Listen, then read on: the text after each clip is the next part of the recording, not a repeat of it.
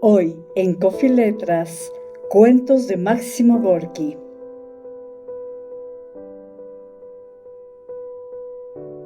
La madre del monstruo.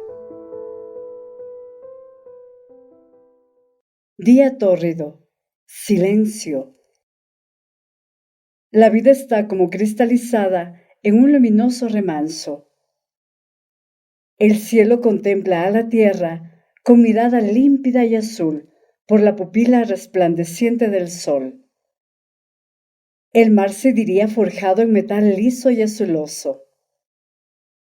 En su inmovilidad, las barcas polícromas de los pescadores parecen soldadas al hemiciclo tan esplendoroso como el cielo. Moviendo apenas las alas, pasa una gaviota, y en el agua palpita otra más blanca y más bella que la que hiende al aire. El horizonte aparece confuso. Entre la bruma se vislumbra un islote violáceo, del que no se sabe si flota dulcemente o si se derrite bajo el calor. Es una roca solitaria en medio del mar, espléndida gema del collar que forma la bahía de Nápoles. El pétreo islote, erizado de cresta y aristas, va descendiendo hasta el agua. Su aspecto es imponente y tiene la cima coronada por la marca verde oscura de un viñedo, de los naranjos, de los limoneros y de las higueras, y por las menudas hojas de color plata oxidada de los olivos. Entre este torrente de verdor que se desborda hacia el mar sonríen unas flores blancas, áureas y rojas, y los frutos anaranjados y amarillos hacen pensar en las noches sin luna y de firmamento sombrío. El silencio reina en el cielo, en el mar y en el alma.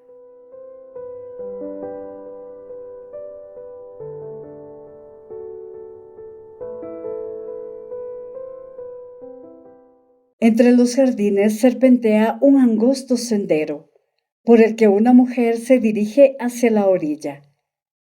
Es alta. Su vestido negro y remendado está descolorido por el uso. Su pelo brillante forma como una diadema de ricitos sobre la frente y las sienes, y es tan encrespado que no es posible alisarlo. De su rostro enjuto impresiona la mezcla de rudeza y austeridad. Hay en estas facciones algo profundamente arcaico.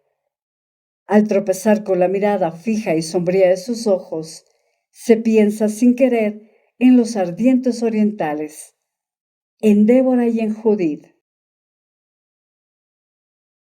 Anda con la cabeza agachada, haciendo calceta. El acero de las agujas brilla entre sus dedos. El ovillo de lana está oculto en una de sus faltriqueras, pero se diría que el hilo rojo sale de su pecho. El camino es sinuoso y los pedruscos crujen y resbalan a su paso. Sin embargo, la vieja sigue bajando con la misma seguridad que si sus pies viesen el sendero. He aquí la historia de esta mujer. Poco después de su matrimonio con su pescador, su marido salió un día a la faena y no regresó.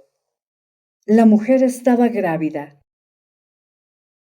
Apenas nació el niño, ella procuró mantenerlo siempre oculto de la gente. Nunca la vieron con él en la calle, al sol, para glorificarse con su hijo, como suelen hacer todas las madres. Antes, al contrario, lo tenía envuelto en harapos, en un rincón de su choza. Durante mucho tiempo ningún vecino pudo ver del niño más que la cabezota y los inmensos ojos inmóviles en la cara amarillenta.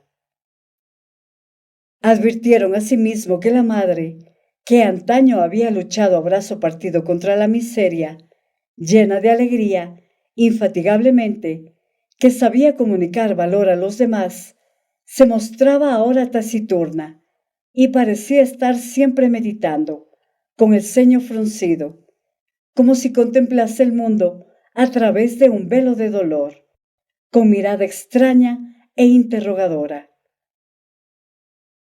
Sin embargo, no pasó mucho tiempo sin que todos se enterasen de su desgracia. El niño había nacido contrahecho, y esa era la causa de la pesadumbre de la madre y el motivo de que lo ocultase de la gente.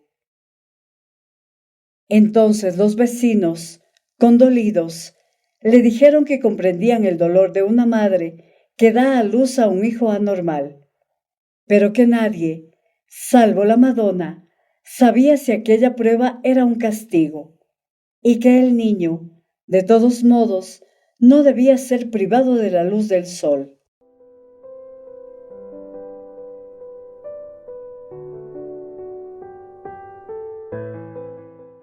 Ella prestaba oídos a la gente y les mostraba a su hijo.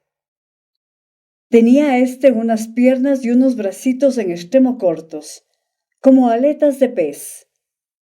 La cabeza, hinchada como una bola, se sostenía a duras penas sobre el cuello delgaducho y endeble. El rostro estaba todo surcado de arrugas. Tenía los ojos turbios y la boca hendida por una sonrisa inexpresiva. Al mirarlo, las mujeres lloraban y los hombres se retiraban mohínos, con una mueca de desdén. La madre del monstruo se sentaba en el suelo, y ora bajaba la cabeza, ora la levantaba y miraba a todos, como preguntando algo que nadie podía comprender.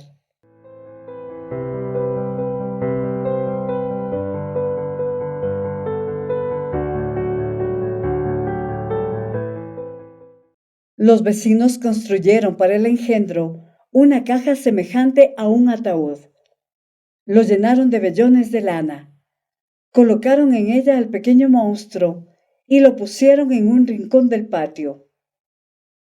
Tenían la esperanza de que el sol, hacedor de milagros, haría uno más. Pero fue transcurriendo el tiempo y el monstruo seguía haciéndolo. Una cabezota enorme, un largo tronco y unos atrofiados muñones. Únicamente su sonrisa iba adquiriendo una expresión más y más definida de insaciable glotonería.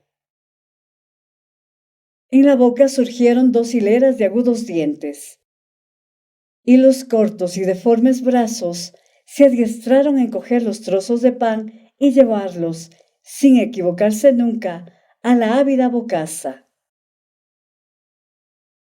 Era mudo, pero cuando alguien comía cerca o cuando olía alimento, abría el hocico y empezaba a dar unos mugidos roncos y a menear como un loco la cabezota, mientras el blanco mate de los ojos se le cubría de venillas sanguinolentas. Comía mucho, cada día más. Su mugido se hizo persistente. La madre trabajaba sin cesar, pero su ganancia era exigua y a veces nula. No se quejaba de su suerte, y si aceptaba alguna ayuda, era de mala gana y sin despegar los labios.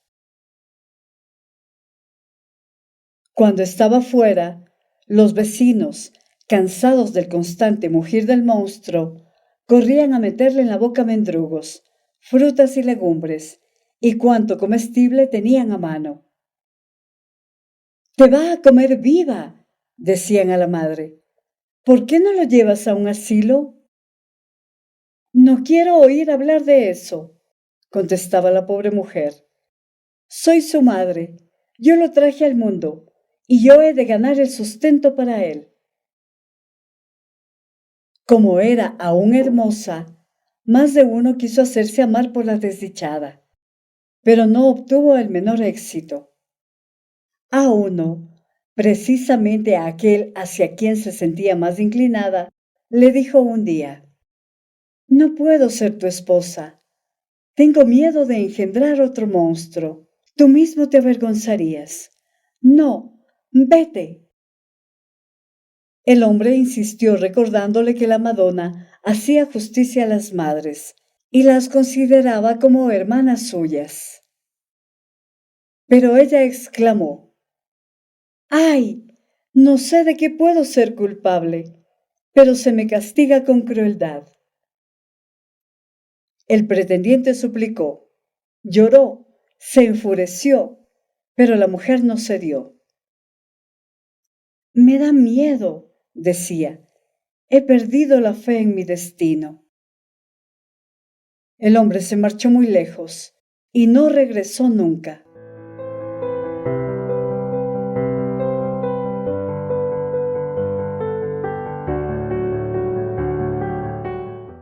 Durante muchos años, la pobre madre estuvo llenando aquella boca sin fondo que engullía sin cesar.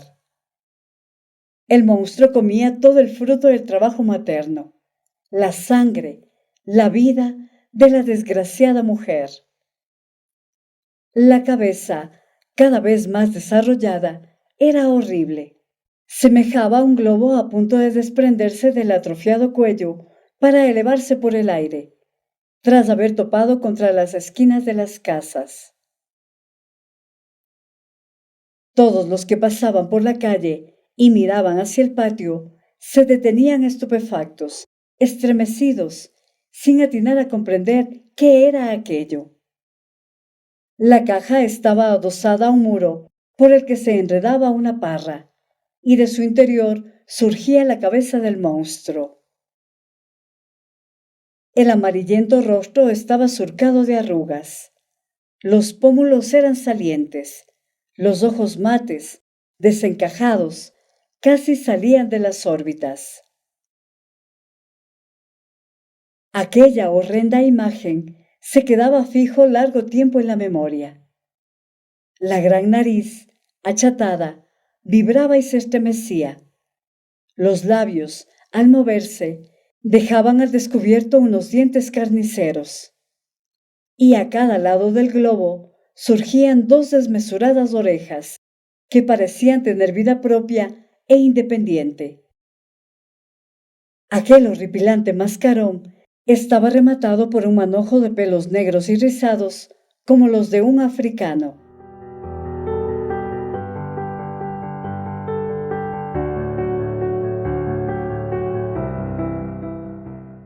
Casi siempre se le veía con un pedazo de cualquier cosa comestible en la mano diminuta y breve, como la patita de una lagartija.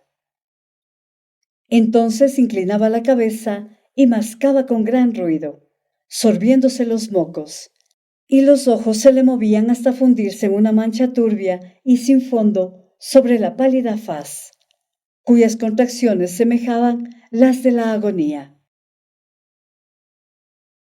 Cuando tenía hambre, alargaba el cuello y abría la boca enrojecida, de la que salía una delgada lengua de víbora para mugir con acento imperativo. La gente se marchaba santiguándose y musitando una oración. Aquello les recordaba todos los dolores y desgracias que les había deparado la vida. Un herrero, hombre viejo y de carácter melancólico, repetía a menudo: cuando veo esa bocaza que se lo traga todo, se me ocurre que mi fuerza ha sido también devorada por algo, no sé qué, pero que se le parece mucho. Y pienso que todos nosotros vivimos y morimos para mantener parásitos. Aquella cara enmudecida suscitaba en todas las conciencias ideas tristes y sentimientos de espanto. La madre escuchaba los comentarios de sus vecinos sin despegar los labios. Sus cabellos se encanecieron prematuramente y las arrugas se fueron extendiendo por su rostro. Hacía ya tiempo que había perdido el hábito de reír. No ignoraban los vecinos que la infeliz se pasaba las noches enteras a la puerta de su casa mirando al cielo, como si esperase que de allí pudiera llegar el socorro. Y se decían unos a otros, encogiéndose de hombros: ¿qué debe estar esperando? Terminaron por aconsejarle: Llévalo a la plaza, junto a la iglesia. Por allí pasan los extranjeros y le echarán limosna. Sería horrible que lo vieran los extranjeros, contestó la madre horrorizada. ¿Qué pensarían de nosotros? La desgracia existe en todos los países, le contestaron, cosa que nadie ignora. La madre negó con un movimiento de cabeza. Cierto día ocurrió que unos extranjeros visitaban el pueblo y lo husmeaban todo. Entraron en el patio y se fijaron en el monstruo, que estaba metido en su caja.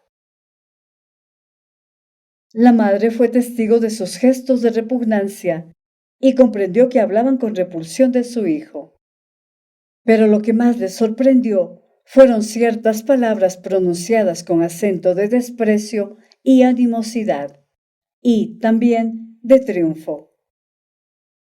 La desgraciada mujer conservó en la memoria el sonido de aquellas palabras extranjeras, que repetía insistentemente y en las que su corazón de italiana y de madre adivinaba un significado insultante.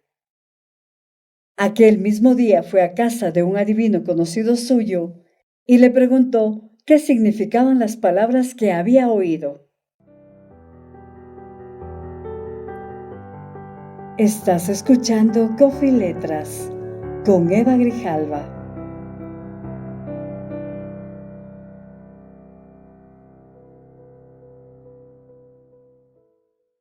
Convendría saber quién las ha pronunciado, contestó el hombre, frunciendo el ceño, pues significan: Italia muere antes que las demás naciones italianas.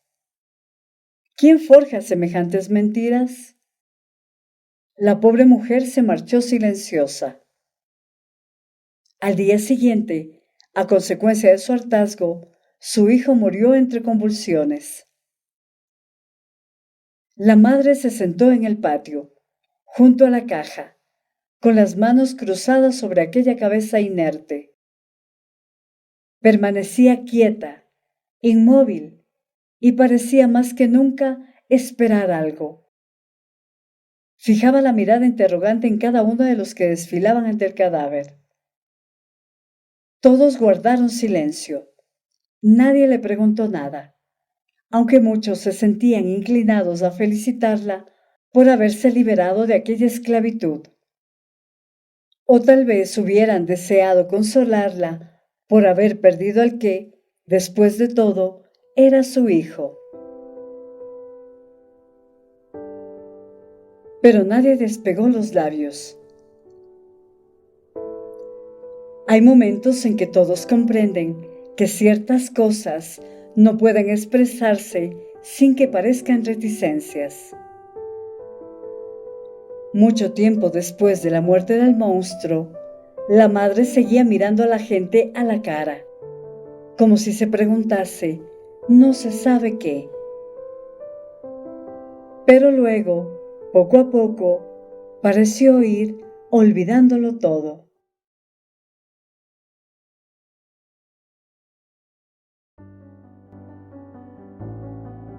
Coloquio con la vida. Estaban ante la vida dos hombres, que eran otras tantas víctimas suyas. ¿Qué quieren?, les preguntó. Uno de ellos contestó con voz lenta: Me rebelo ante la crueldad de tus contradicciones. Mi espíritu se esfuerza en vano por penetrar el sentido de la existencia, y mi alma está invadida por las tinieblas de la duda. Sin embargo, la razón me dice que el hombre es el ser más perfecto del mundo. ¿Qué reclamas?, interrumpió impasible la vida. Quiero la dicha, y para poder realizarla es preciso que concilies los dos principios opuestos que comparten mi alma, poniendo de apoyo mi yo quiero con tú debes. No tienes nada que desear sino aquello que debes hacer por mí, contestó la vida con dureza. No, yo no puedo desear ser tu víctima. Porque yo quisiera dominarte. ¿Estoy condenado a vivir bajo el yugo de tus leyes? Modera tu énfasis, le dijo el que estaba más cerca de la vida. Pero sin fijarse en sus palabras, el otro prosiguió. Yo quiero tener el derecho de vivir en armonía con mis aspiraciones. No quiero ser hermano ni esclavo de mi prójimo por deber. Seré su hermano o su esclavo a mi gusto, obedeciendo a mi voluntad. Yo no quiero que la sociedad disponga de mí como de una piedra inerte que ayuda a edificar las prisiones de su ventura. Soy hombre, soy alma, soy espíritu y debo ser libre. Espera, dijo la vida con una sonrisa helada. Has hablado lo bastante y ya sé todo lo que podrías añadir. Pides tu libertad. ¿Por qué no la ganas? Lucha conmigo, vénceme, hazte mi señor, y yo seré tu esclava. No sabes con qué tranquilidad me someto siempre a los triunfadores, pero es necesario vencer. ¿Te sientes capaz de luchar conmigo para librarte de tu servidumbre? ¿Estás seguro del triunfo? ¿Confías en tu fuerza? Y el hombre contestó, me has arrastrado a un conflicto interior con mi propio yo. Has afilado mi juicio, que, a la manera de una hoja mortífera, se hunde en lo más profundo de mi ser, aniquilándolo. Háblale con más valor, no te quejes, observó su compañero.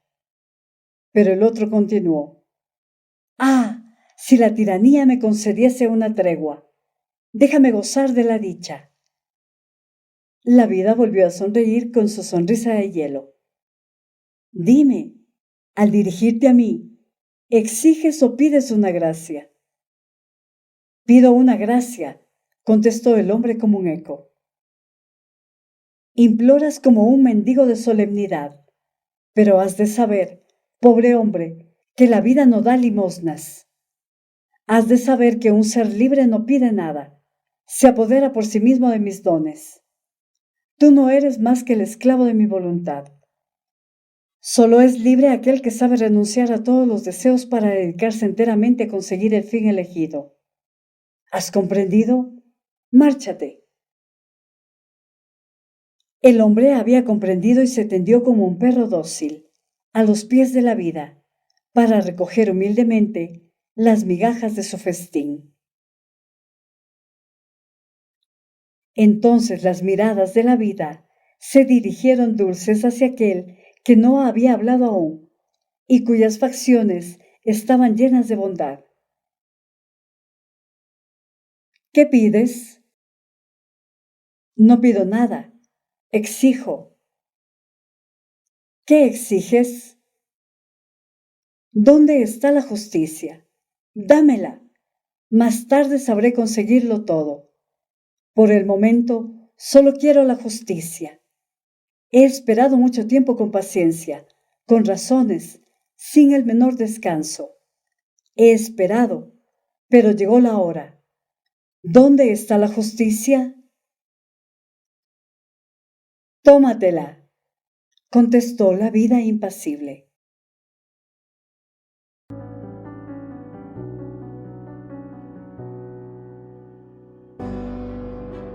Coffee Letras, literatura con voz de mujer.